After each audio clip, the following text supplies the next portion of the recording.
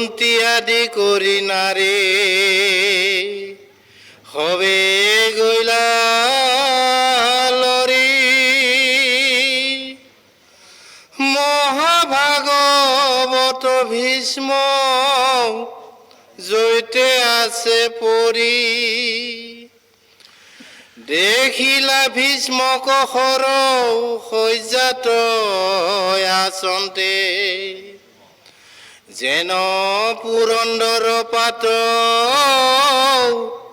ভৈল স্বৰ্গ হন্তে ৰাম যত দেৱ ঋষি ৰাজ ঋষি বৰ্ম ঋষি নাৰদ প্ৰমুখে তৈতে মিলিলা হৰিষে ব্যাস শুক বশিষ্ঠ প্ৰমুখে ঋষি ৰাজ ভীষ্মৰ আগত বসি পাতিলা সমাজ ৰাম সবাক কৰিলা পূজা যাক যেন বিধি কৃষ্ণক দেখিয়া যেন পাইলা নৱনিধি ৰাম সাদৰে আগত আনি বসাইলা আসনে পাইতৈঘ ধূপ দীপ দিলা সব মানে এতিয়া কৃষ্ণই যেতিয়া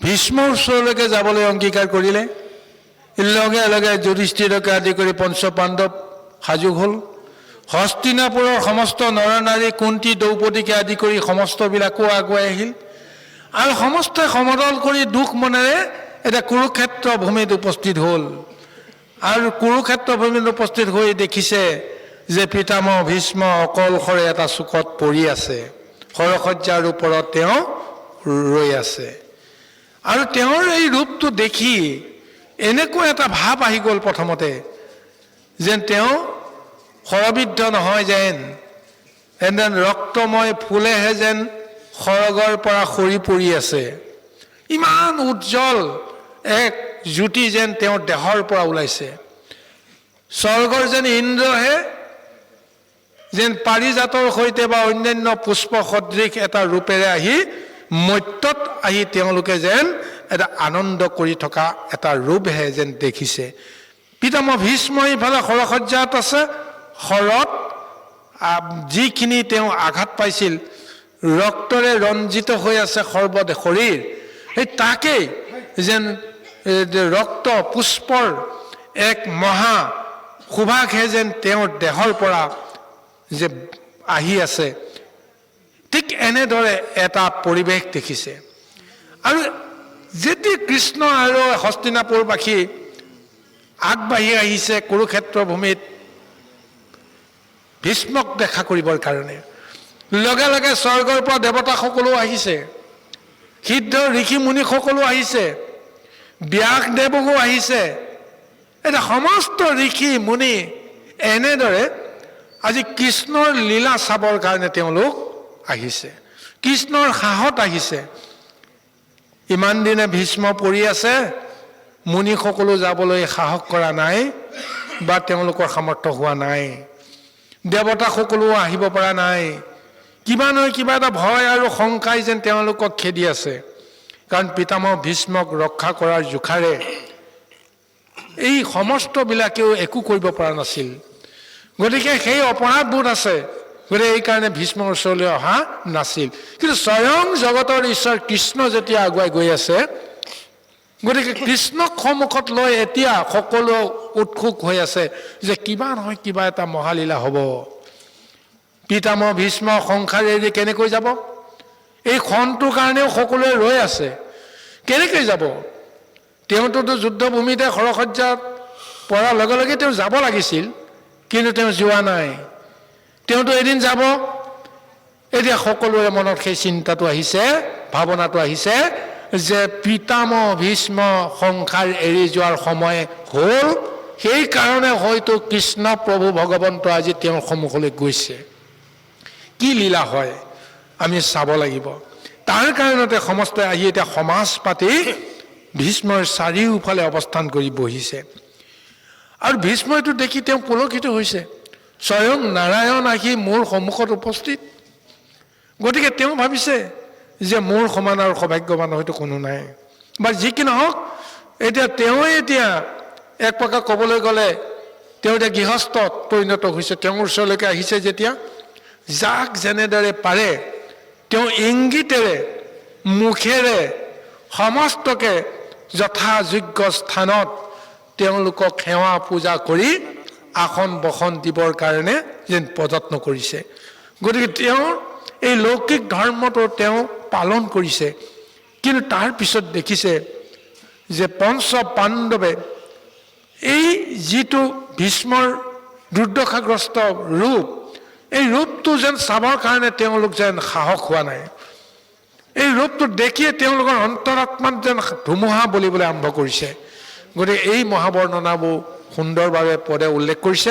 আহক আমি পুনৰ পদলৈকে আগবাঢ়ো। ভীষ্মৰ অৱস্থা দেখিয়ে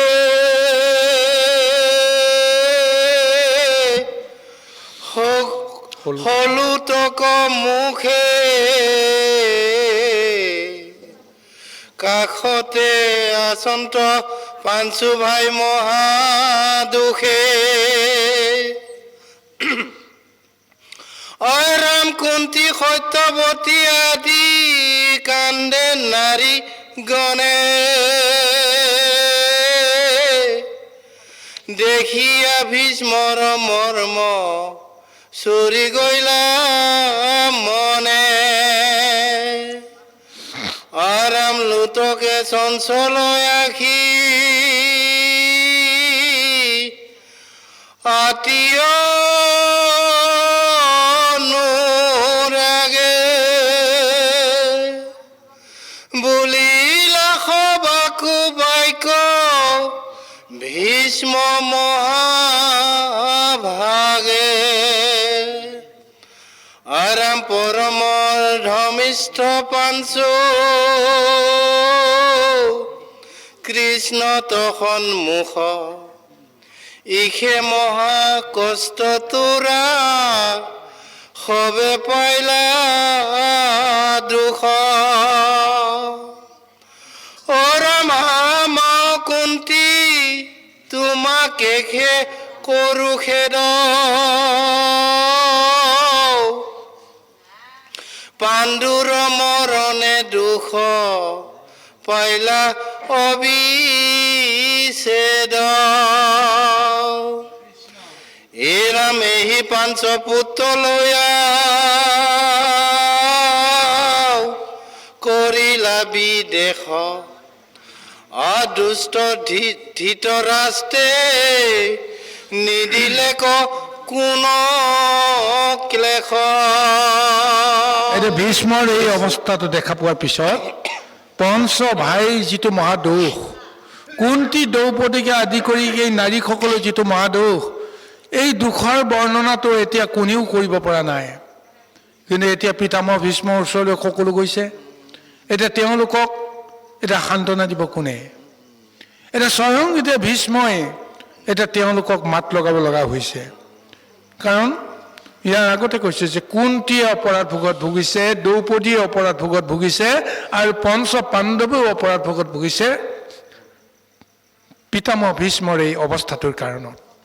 গতিকে এই কথাটো বুজি পাই এতিয়া ভীষ্মই তেওঁলোকৰ মন বুদ্ধিক অকণমান শক্তি দিবৰ কাৰণে তেওঁৱে যেন এই দায়িত্বটো পালন কৰিব লাগিব।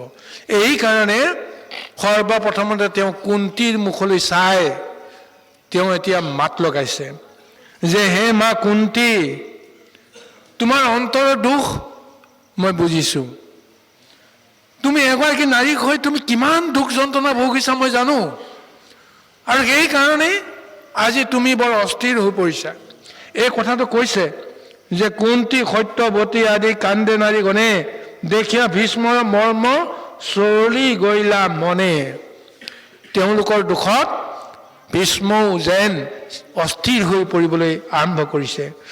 লুটকে চঞ্চলে আখি আতি অনুৰাগে, বুলিলা সবাকে বাক্য ভীষ্ম মহাভাগে। পৰম ধৰ্মিষ্ঠ পাঞ্চু কৃষ্ণত সন্মুখ, ইখে মহা কষ্ট তোৰা সবে পাইলা দুখ।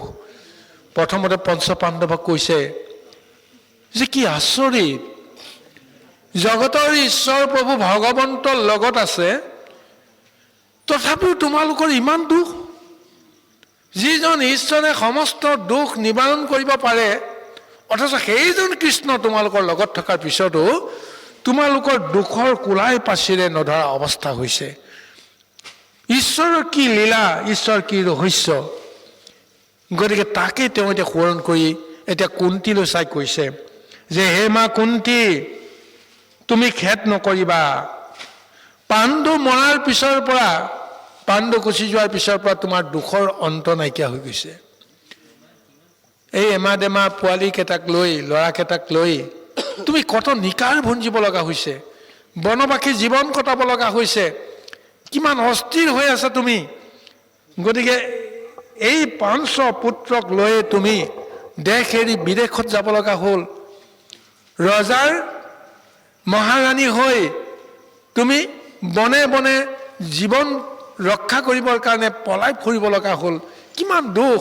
এই দুখৰ কথাটো মই জানো যে ধৃতৰাষ্ট্ৰই নিদিলে কোনো ক্লেশ, দুষ্ট ধৃতৰাষ্ট্ৰই, দুৰ্যোধনে তোমালোকৰ পৰা কিমান ক্লেশ নিদিলে, এই কথাটো ময়ো জানো। কিন্তু ভীষ্মওতো আছিল ধৃতৰাষ্ট্ৰৰ ওচৰত, দুৰ্যোধনৰ ওচৰত, কিন্তু তেওঁতো কৰোঁ বুলিও একো কৰিব নোৱাৰিলে। কিন্তু তেওঁ মৰ্মে মৰ্মে সমস্তবিলাক দেখিছে, বুজিছে, আৰু সেইকাৰণে আজি অন্তিম মুহূৰ্তত এই সমস্ত কথা পুনৰবাৰ আজি কুন্তীক কোৱাৰ চলেৰে তেওঁৰ দুখৰ সমভাগী হ'বৰ কাৰণে যে প্ৰযত্ন কৰিছে। কৃষ্ণ আই ৰাম,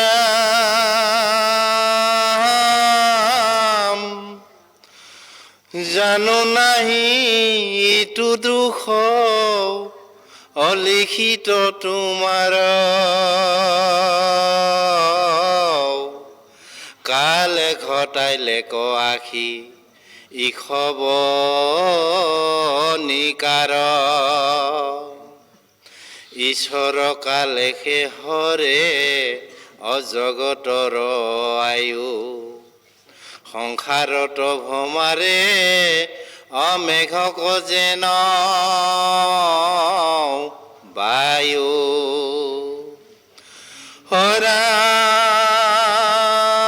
হৰাম ধন জন যৌৱন তিলকে কৰে চন্ন, কাল কটৰ কি বেহেন অনাহি একো জন। এৰামতি অঘণ্টকো ঘটাই কালে আনি, পৰম আশ্চৰ্য ইখে অশুনা সবে প্ৰাণী। হে ৰাম, জৈত ধৰ্ম ৰাজা গদা অপানী বিকুদৰ, ধনঞ্জয় যথাত অগান্দিব ধনু ধৰ।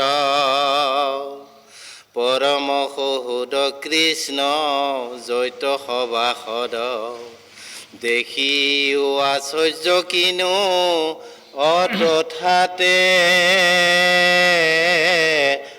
আপদ। এতিয়া পুনৰ কুন্তীক আশ্বাস দিছে ভীষ্মই যে হে মা কুন্তী, যে তুমি যে ইমান তুমি নিকাৰ ভুঞ্জিলা, যে তাৰ কাৰণত হয়তো তোমাৰ পূৰ্ব জীৱনৰ হয়তো লিখিত কিবা বিধি আছে, হয়তো কোনোবাই তেনেকৈ ভাবিব পাৰে। কিন্তু মই ভাবোঁ তোমাৰ এইবিলাক লিখিত বিধি নহয়। তুমি পূৰ্বত এনেকুৱা কোনো অপকৰ্ম কৰা নাই যাৰ কাৰণে তুমি এইটো জীৱনত তুমি দুৰ্ভোগ ভুগিছা। এতিয়া মই উপলব্ধি কৰিছোঁ যে আচলতে কালে যেতিয়া বিঘাত ঘটাব বিচাৰে তেতিয়াহ'লে জন্ম কৰ্ম সংস্কাৰ সমস্তবিলাক ধূলিসাৎ হৈ যায়।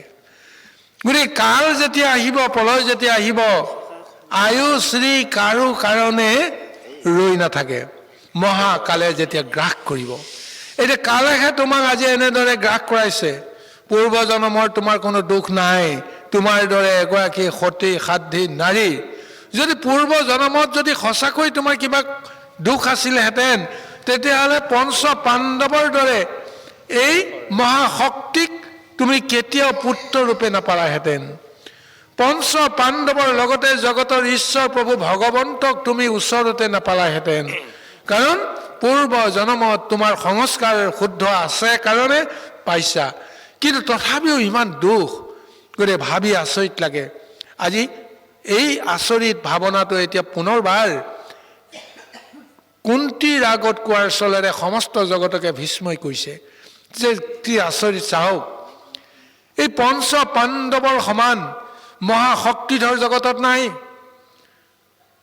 ৰজা যুধিষ্ঠিৰ নিজে ধৰ্মৰ সন্তান, সত্যৰ সন্তান। তেওঁ এই মহাধৰ্মৰ পুৰুষজন এতিয়া য'ত আছে, মহাবলী বিকুদৰ, যাৰ নাম শুনিলে তিনি তৈল্যক কম্পমান হৈ থাকে, সেই মহাবলী ভীম আছে, বিকুদৰ আছে। আৰু গাণ্ডীৱধাৰী মহা অৰ্জুন, মহাবীৰ, এই বীৰজন লগত আছে। নকুল আৰু সহদেৱৰ এই মহাশক্তি আছে। তাতোকৈ মহাশক্তি স্বয়ং কৃষ্ণ প্ৰভু ভগৱন্তৰ তোমালোকৰ লগত আছে। জগতৰ ঈশ্বৰজন লগত থকাৰ পিছতো তোমালোকৰ ইমান দুখ কিয় হ'ল? এই কথাটো ভাবি আচৰিত লাগে। কোনে কৰিলে এই মহাদুখ? জগতৰ ঈশ্বৰে ইচ্ছা কৰিলে সমস্তবিলাক হয়, কিন্তু আজি এই সমস্তবিলাক আজি জগতৰ ঈশ্বৰৰ ইচ্ছা মতেই যেন হৈছে। এই কথাটো তোমালোকে জানিব লাগিব। তোমালোকে যাক যেনেদৰে ভাবিব লাগে, যাক যেনেদৰে বুজিব লাগে, চিনিব লাগে, হয়তো ক'ৰবাত কিবা কাৰণত তেওঁ মায়াই তোমালোকক মোহিত কৰাৰ কাৰণে তোমালোকে বুজিব পৰা নাই। য'ত নেকি স্বয়ং কৃষ্ণজন তোমালোকৰ ৰক্ষাৰ কাৰণে উপবিষ্ট হৈ আছে, তথাপিও তেওঁ এৰি দি আছে তোমালোকক দুখ যন্ত্ৰণাত কিছু দূৰ আগুৱাই নিবৰ কাৰণে। শ্ৰীকৃষ্ণ প্ৰভু ভগৱন্ত থাকোঁতে কিয় বনবাসী হ'ব লগা হ'ল? কাৰণ তেওঁৱে লীলা কৰি তেওঁলোকক বনবাসলৈ পঠিয়াইছে। কৃষ্ণ, জয় কৃষ্ণ।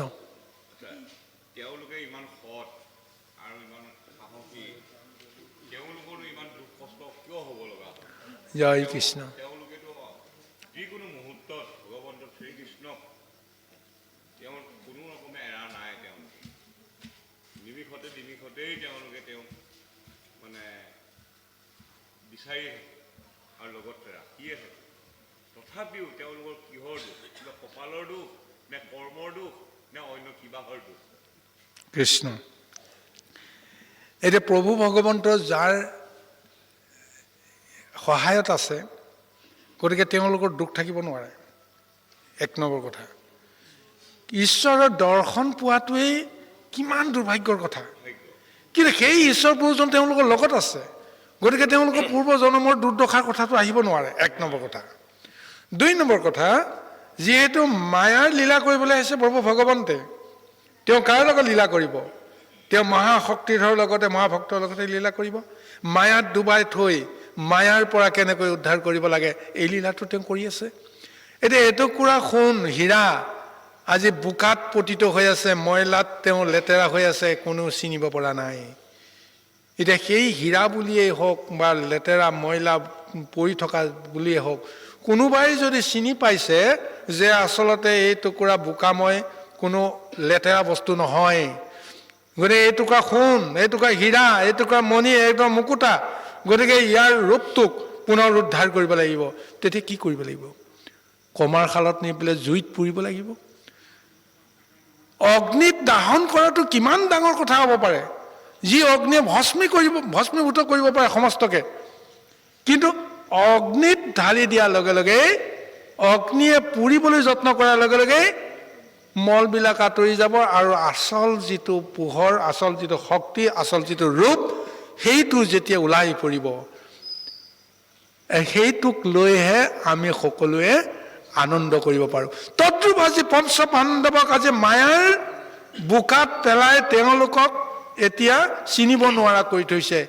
গতিকে এই কাৰণে আজি চাওক কি মায়াৰ খেলা খেলিলে। প্ৰথমতে লোক চক্ষুত তেওঁলোকক নিন্দিত কৰাইছে। পাণ্ডুৰটোৰ পুত্ৰ এজনো নহয়, হয় জানো বাৰু? যুধিষ্ঠিৰটো পাণ্ডুৰ পুত্ৰ নেকি? নহয়। ভীম পাণ্ডুৰ পুত্ৰ নেকি? নহয়। অৰ্জুনো নহয়, নকুলো নহয়, সহদেৱো নহয়। কাৰ পুত্ৰ বোলে? অৰ্জুন বোলে, যুধিষ্ঠিৰ বোলে কাৰ পুত্ৰ বোলে? বোলে যমৰ পুত্ৰ। ভীম কাৰ পুত্ৰ বোলে? বায়ু পুত্ৰ। আৰু অৰ্জুন বোলে ইন্দ্ৰৰ পুত্ৰ। আৰু অশ্বিনী কুমাৰৰ পুত্ৰ হ'ল নকুলৰ সহদেৱ। গতিকে এতিয়া চিন্তা, স্বামী থাকিও দেৱতাৰ সন্তান লাভ কৰিব লগা হোৱা এই অৱস্থাটোতেই বিষয়ৰ মলত তেওঁলোকক এতিয়া ডুবাই দিলে। বহুতে কুন্তীক অসতী বুলি কয়, মাদ্ৰীক অসতী বুলি কয়, কিন্তু প্ৰকৃততে সতী হয় নে নহয়, অসতী হয় নে নাই, তাক পাৰমাৰ্থিক ৰহস্যৰে, আধ্যাত্মিক ৰহস্যৰে বিশ্লেষণ কৰিলে তেতিয়া আচল তত্ত্বটো ওলাব যে তেওঁলোকে ধৰ্ম ৰক্ষা কৰিবলৈ গৈ যি কৰ্ম কৰিছে, এই কৰ্মটো প্ৰকৃততে ভুল হ'ব নোৱাৰে। এতিয়া এই তত্ত্বটো কিমানে বুজিব? শতকৰা যদি এজনে বুজে, ৯৯ জনে নুবুজে। গতিকে এই ৯৯ জনৰ পৰা তেওঁলোককতো মুক্ত কৰাব লাগিব। গতিকে প্ৰভু ভগৱন্তৰ লীলাত তেওঁলোকক বিষয়ৰ জালাত পেলাই তেওঁলোক যে প্ৰকৃততে উজ্জ্বল ৰত্ন হয়, সেই প্ৰমাণটো প্ৰভু ভগৱন্তে আজি দুখ আৰু কষ্টৰ মাজেৰে দিছে। আৰু এটা কথা ঠিক, সংসাৰলৈ অহা মানে আমি সকলোৱে দুখটো ভুঞ্জিবৰ কাৰণে আহিব লগা হয়। সংসাৰী জীৱ কোনোজনে ক'ব নোৱাৰে মই জন্মৰ মুহূৰ্তৰ পৰাই মই সুখ ভুগি আছো। নাই, সুখৰ সন্ধান যিসকলে কৰে তেওঁলোকক লগে লগে আৰু কেইটামান ভূতে খেদি ফুৰে। সেইকেইটা হৈছে অসন্তুষ্টি। তেওঁলোকে কোনো কাৰণতে যি পায় তাতে সন্তুষ্ট নাথাকে। সাধাৰণভাৱে জীয়াই থাকিবৰ কাৰণে প্ৰথমতে বিচাৰে, তাৰপিছত গোটেইখিনি পোৱাৰ পিছত লোকে যেনেকৈ, ৰজাই যেনেকৈ চলে ঠিক তেনেকৈ চলিব বিচাৰে। তাৰপিছত দেৱতাসকলৰ ৰূপটো ল'ব বিচাৰে, স্বৰ্গ মৰ্ত্য পাতাল অধিকাৰ কৰিব বিচাৰে, ব্ৰহ্মা বিষ্ণু মহেশ্বৰতকৈ ওপৰত যাব বিচাৰে। গতিকে এনেদৰে আকাংক্ষাবিলাক যেতিয়া বাঢ়ি বাঢ়ি গৈ থাকে, যিমানেই তেওঁ ভোগৰ সামগ্ৰীবিলাক তেওঁ লাৰি চাৰি নাথাকক কিয়, ক'তো তেওঁ সন্তুষ্ট হ'ব নোৱাৰে। গতিকে অসন্তুষ্ট মানে দুখ, বেদনা। কিন্তু আজি এতিয়া পঞ্চ পাণ্ডৱৰ জৰিয়তে দুখ বেদনা দি তেওঁলোকক আচলতে উপকাৰহে কৰিছে। পৰীক্ষা যদি তুমি নিদিয়া তেতিয়াহ'লে পাছ কৰা আনন্দটো ক'ৰ পৰা পাবা? তোমাৰ যে শক্তি আছে, সামৰ্থ্য আছে, তুমি পাবা কেনেকৈ তাৰ প্ৰমাণটো? প্ৰমাণ পত্ৰটো পাব লাগিব। তুমি কাৰোবাৰ লগত যুদ্ধ নকৰিলে যে তেওঁতকৈ তুমি যে শক্তিধৰ হয়, তোমাক কোনে স্বীকাৰ কৰিব? গতিকে যুদ্ধ মানে এটা দুখ, কষ্ট, সংগ্ৰাম মানে সেই অৱস্থা। ভগৱন্তে আচলতে ভক্তক এনেদৰে সংগ্ৰামৰ মাজেদি তেওঁলোকক এধাপ এধাপকৈ আগুৱাইহে লৈ যায়। কোনোদিন পৰীক্ষাত নিদিয়াজনে সেই অশিক্ষিত হৈ, অনগ্ৰসৰ হৈ সকলোৰে আঁৰতে লুকাই যাব লাগিব। পৰীক্ষা যিমানেই দিবা সিমানেই তুমি আগুৱাই গৈ থাকিবা। প্ৰতি পদে পদে পঞ্চ পাণ্ডৱে পৰীক্ষা দি দি কেৱল উত্তীৰ্ণ হৈ গৈ আছে। সকলোৰে চকু কপালত উঠাই আছে যে কি অসম্ভৱ কাৰ্য। ইমান দুখমোহৰ মাজতো পঞ্চ পাণ্ডৱক কোনেও একো কৰিব পৰা নাই। তেতিয়াহ'লে প্ৰকৃততে পঞ্চ পাণ্ডৱক দুখ দি কৃষ্ণই ভুল কৰিছে নেকি? নাই কৰা। এইকাৰণে কুন্তীয়ে বিচাৰিলে জগতৰ সমস্ত দুখ তুমি মোকেই দিয়া, মোক দিলে মোৰ লাভ হ'ব। কাৰণ মই তোমাক মই মনত ৰাখিব পাৰিম, তোমাক মই পাহৰি নাযাম। সুখ আৰু সম্পদত ঈশ্বৰকো পাহৰি যায়, দেৱতাকো পাহৰি যায়, গুৰু গোসাঁই নমনা হয় গতিকে সেইজনে অপকৰ্মত লিপ্ত হওঁতে বেছি সময় নালাগে, ধৰ্মৰ পৰা অধৰ্মত স্খলিত হ'বৰ কাৰণে বেছি সময় নালাগে। এয়াই হৈছে পাৰমাৰ্থিক ৰহস্য। বাৰু আহক গুৰু সমস্ত আৰু দুটা পদচৰণৰ পিছত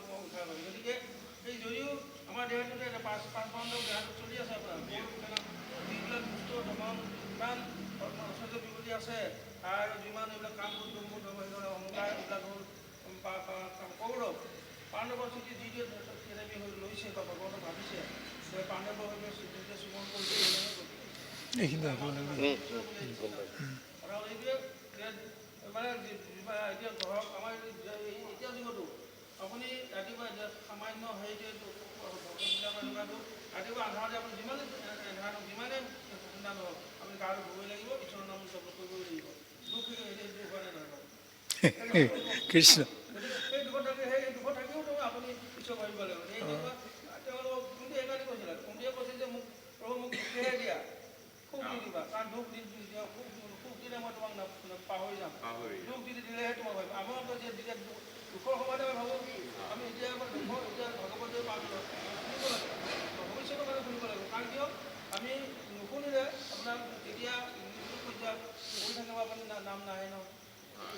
জয় কৃষ্ণ।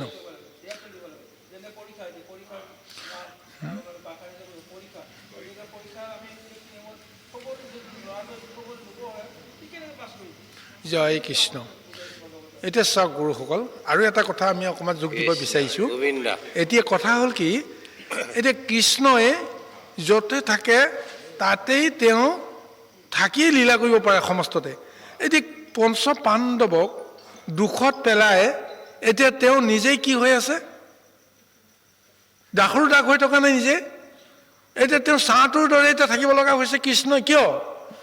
তেওঁ দূৰতে থাকিয়েই তেওঁ সূত্ৰটো ধৰিয়ে গোটেইখিনি কাম কৰিব পাৰে, অথচ এতিয়া কৃষ্ণই তেওঁলোকৰ ছাঁটোৰ দৰে আছে, তেওঁলোকক সেৱা কৰি আছে।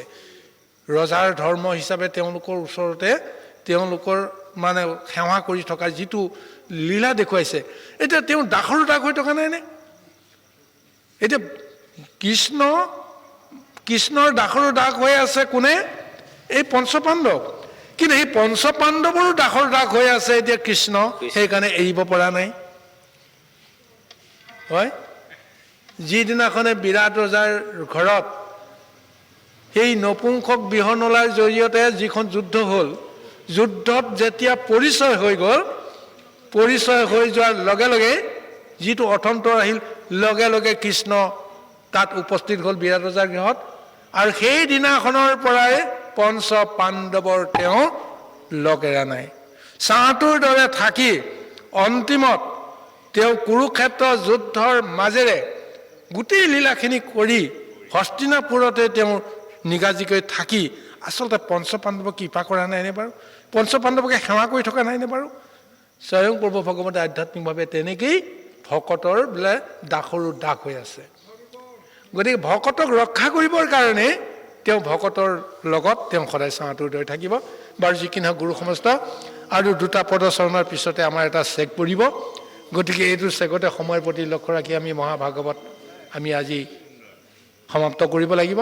গতিকে আহক গুৰু সমস্ত, আমি অন্তিম পদচৰণলৈকে আমি আগবাঢ়োঁ। কৃষ্ণ। ধৰ্মিষ্ঠ বলিষ্ঠ ধনুধৰ কিছু নৈ, যেহি কৰে ঈশ্বৰে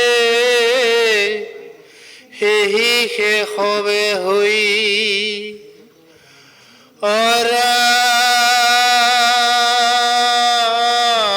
ঈশ্বৰ চেষ্টা জানে কে মন মহন্তে বৰমাহৰো মোহ যাই যাক বিচারন্তে অরাম সিনাই বেলা গিলা ভীষ্মে অমিলিয়ায় আঙ্গুলি এহেন্তে ঈশ্বর কৃষ্ণ কলু আঙ্কে বুলি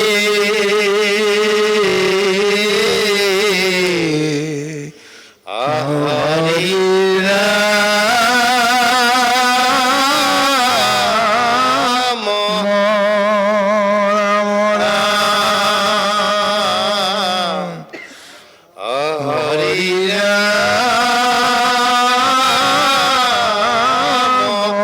রাম হরি বান্ধৱ কৃষ্ণ চাওক গুৰুসকল, গোবিন্দ আচল পৰমাৰ্থৰ ৰহস্যটো এতিয়া ভেদ কৰি দিছে ভীষ্ময়ে। এতিয়া পঞ্চপাণ্ডৱৰ ভিতৰত বলিষ্ঠ ধৰ্মিষ্ঠ ইমান মহা শক্তিৰ যিটো পৰিচয়, এইবিলাকে একো কৰিব নোৱাৰিলে। কিয় নোৱাৰিলে? এইটো তাৰ প্ৰমাণটো দিছে যে ধৰ্মিষ্ঠ বলিষ্ঠ ধনুৰ্ধৰ কিছু নৈ, যে ই কৰে ঈশ্বৰে সেই ইকে হবে হৈ। অৰ্থাৎ কাৰ কাৰণত কোনোবা বলিষ্ঠ হৈছে, কাৰ কাৰণত কোনোবা ধনুৰ্ধৰ হৈছে, কাৰ কাৰণত কোনোবা ধৰ্মনিষ্ঠ হৈছে, কেৱল কৃষ্ণৰ কৃপাত। গতিকে এই কৃষ্ণই যি বিচাৰে সেইটোহে হ'ব। বলিষ্ঠ বুলি ভবাজনে নোৱাৰে যিটো, কৃষ্ণৰ কৃপামতে সেই সমস্ত হয়। গতিকে ঈশ্বৰৰ চেষ্টাক, ঈশ্বৰৰ ইচ্ছাক কোনে জানে বাধা দিব নোৱাৰে। ব্ৰহ্মা সৰু মোহ যায় যাক বিচাৰন্তে, সেই প্ৰভু ভগৱন্তৰ ৰহস্য তত্ত্বখিনি বিচাৰোঁতে ব্ৰহ্মা সৰু বোলে মোহ যায়। গতিকে কেইজন কোন এতিয়া তোমালোকে চিনি লোৱা। তোমালোকক কোনে ৰক্ষা কৰিলে, কোনে সমস্ত কালৰো কাল মহাকাল হৈ যে সমস্তকে নিপাত কৰি তোমালোকক যে উদ্ধাৰ কৰিছে, ৰক্ষা কৰিছে, সেইজন আন কোনো নহয়, এই তোমালোকৰ লগত থকা এইজনেই। আজি কৃষ্ণক আঙুলিয়াই যুধিষ্ঠিৰক কৈ দিছে যে এইজনেই ঈশ্বৰ। গতিকে এওঁৰ কথা শুনি তোমালোকে সমস্ত কৰ্ম কৰিব লাগিব। অৰ্থাৎ ইয়াৰ আগতে যুধিষ্ঠিৰে কৃষ্ণৰ কথা মানি লোৱা নাছিল। তোমাৰ কাৰণতে মই জ্ঞাতিবোধ কৰিলোঁ ইত্যাদি ইত্যাদি ভাৱনাবিলাকে তেওঁ চঞ্চল কৰি আছিল। এতিয়া ভীষ্মই কৈছে যে তেওঁ যি কৰে সেইটোহে হ'ব। গতিকে তেওঁৰ কথা মতেই তোমালোকে চলিবা। এই বুলি এতিয়া পিতামহ ভীষ্মই যেতিয়া যুধিষ্ঠিৰক বা পঞ্চপাণ্ডৱক ক'ব, ঈশ্বৰ বুলি মহা পৰিচয়টো যেতিয়া দিব, তাক কেতিয়াও পঞ্চপাণ্ডৱ বা যুধিষ্ঠিৰে অস্বীকাৰ কৰিব নোৱাৰে।